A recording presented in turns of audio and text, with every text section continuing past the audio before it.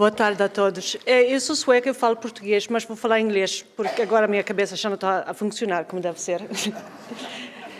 And if I speak English, I seem more intelligent at this time. So, this will be fast and painless, don't worry. I am a former sex worker. I was a sex worker for 24 years. 8 years I worked in Portugal.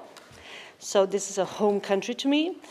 So I sold sexual services for many years. Now I sell intellectual services as I'm a consultant. Yesterday it was funny, I came from the airport and I was in the taxi and the taxi driver drove me to the hotel and said, então és doutora ou és professora? Are you a doctor or are you a professor? And I said, I'm an expert, as I'm neither. I quit school when I was 15.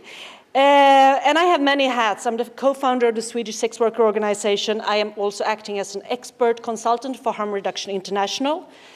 I am also a project manager at HIV Sweden, among some other things. I am only expert at one thing, and that's being me, which I'm good at.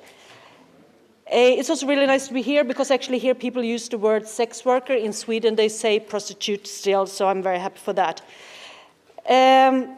The project we have in Sweden is a peer-to-peer project where I'm the project manager, and I am a former sex worker. Everybody involved in the projects are sex workers.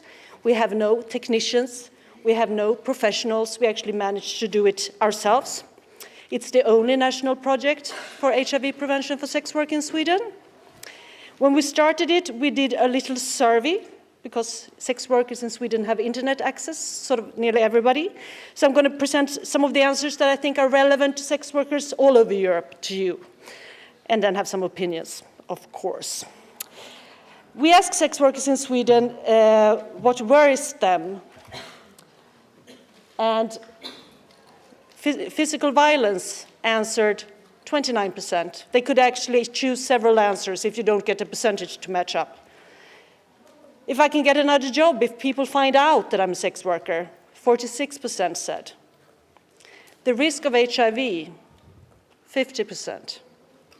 That friends and family will find out, 52%. Prejudices from authorities, 56%. And what does this have to do with HIV prevention? Well, you know, authorities are trying to do HIV prevention for sex workers, while sex workers are more afraid of authorities than of HIV. This is something we need to keep in mind when we do services. I also asked the negative consequences of sex work. I dislike my clients, 13% said. I feel stigmatized and treated differently, 37%. The risk of HIV and STIs, 50%. It's hard to lie all the time, 71%. People's prejudice, 86%. I'm just showing you this because we need to focus on actually what the reality is and what people are worried about and why we can't reach people. I also asked them what's positive, and I wanted to show you this so we just talk about some good things. I feel I do something positive for others, 62%. Sex work is fun, 66%. Sex work gives me freedom, 72%. I get to meet a lot of different people, 74%. And of course, the money, 84.8%.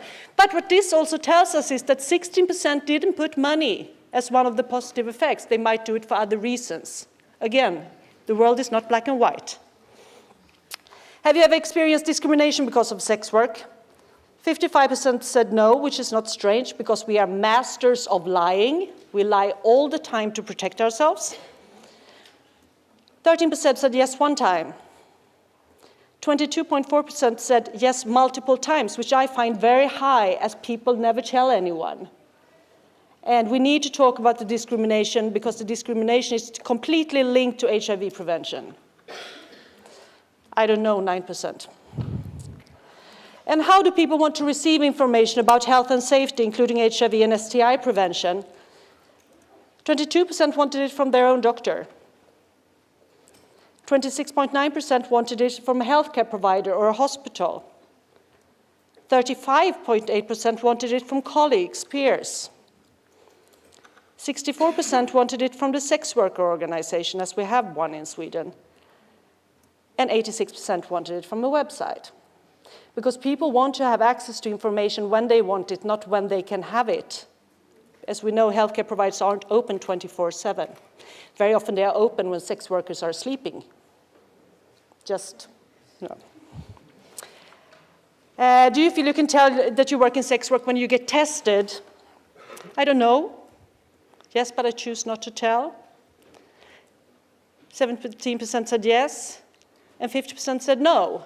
And the reasons people gave was that they felt very often discriminated against from service providers. Even when service providers didn't mean to discriminate them, they used a language that felt discriminatory. And this is something everybody needs to get better at. We also asked them two things. Is it safe to use a statement? It's safe to use unprotected oral sex if the man doesn't ejaculate in your mouth. 6% fully agrees, which means 94% of sex workers in Sweden knows that it's not safe. It happens that I do unprotected oral sex with clients. 26% fully agrees. So actually the knowledge is there, but the practice is not.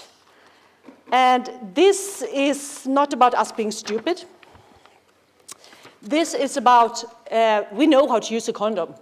You don't have to show it, put it on a dildo, you know, that you did with the MSM people.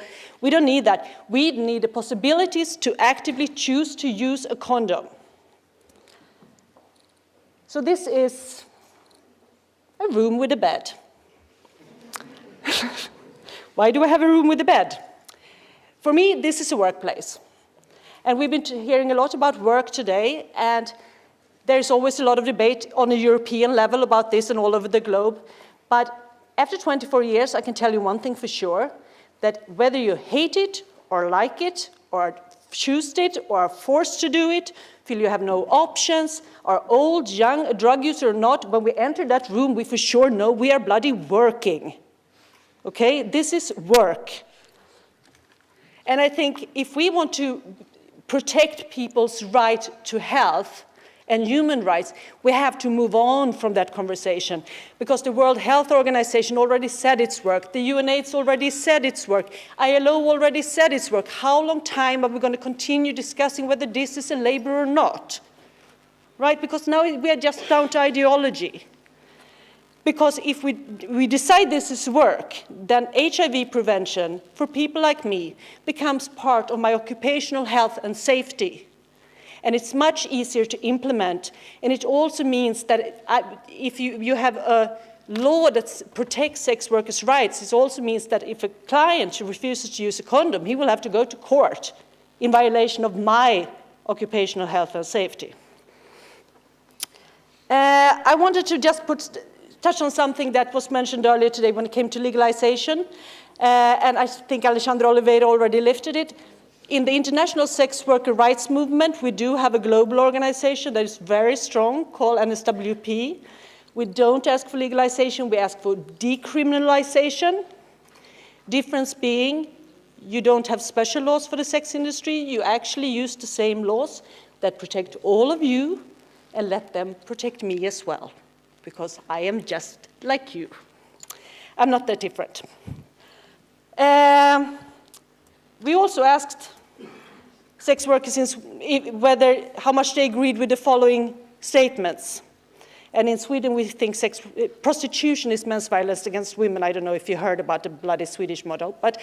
So I think sex work is men's violence against women. 3% agrees. I think sex work is degrading. 7% agrees. Sex work is work. 89% agrees. Selling sex is my choice. 94% agrees.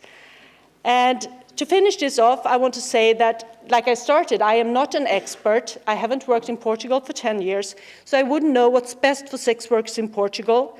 But I know there are sex workers that work in Portugal here, and I would like to say, after hearing all these panels today, that they are the true experts, so please talk to them and ask them what they need.